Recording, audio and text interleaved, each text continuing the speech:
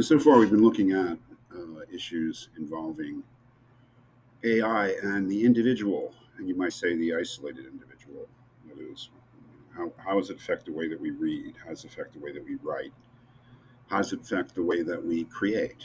And I suppose I'm showing my own personal predilections because I'm not exactly a collaborator. When I think of working, creating, you know, I think of doing it by myself. I don't think of, I've never had to have a job, thank goodness, where I had to do group work. That's for other people, not for me. But obviously, this effect, whatever the effects of AI will be, will not be just on the isolated individual or the solitary individual. They'll be on human interactions. And I chose three, I think, typical and vital form of human interaction for this week's subjects. Monday, to remind myself, AI in therapy, and I couldn't help but include a scene from THX 1138, which is a great George Lucas science fiction, dystopian science fiction movie from the early 70s. You got to see it. Um, for a very dark comedic idea of what religion and therapy might be in a dystopian, dehumanized society. But I think that it's typical. I mean, AI will come into therapy; it already has, whether that's a good thing or a bad thing. Looking at AI in uh, religion. I mean, I was actually I hadn't thought of it before I watched that scene from THX 1138, but there is already some pioneering introductions of AI into religious contexts, and finally, what might be more obvious, education.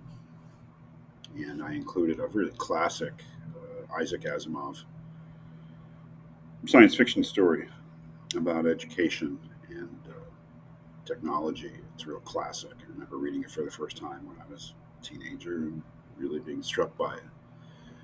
I mean, these are, you know, one could say that the reason that new technologies get introduced is because they help us or they somehow improve life in some way. And you could say that.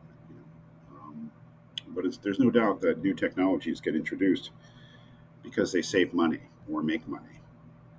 And when you think of the labor involved in therapy, it's very expensive labor. And if you can have a computer do it, it's going to be done, or at least they're going to try to do it.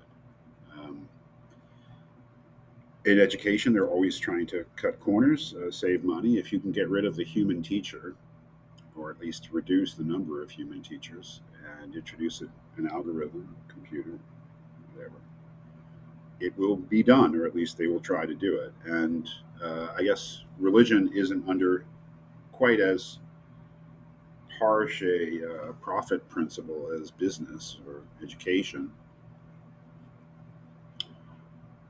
but uh, coming from a Catholic perspective, there's not a lot of priests around.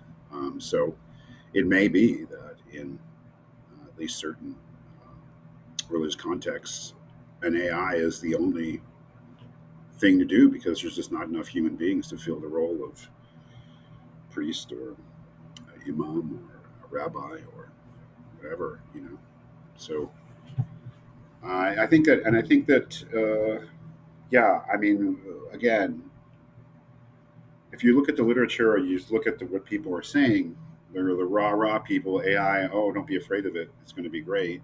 And then there are people, perhaps like me, who are incredibly sort of pessimistic about it.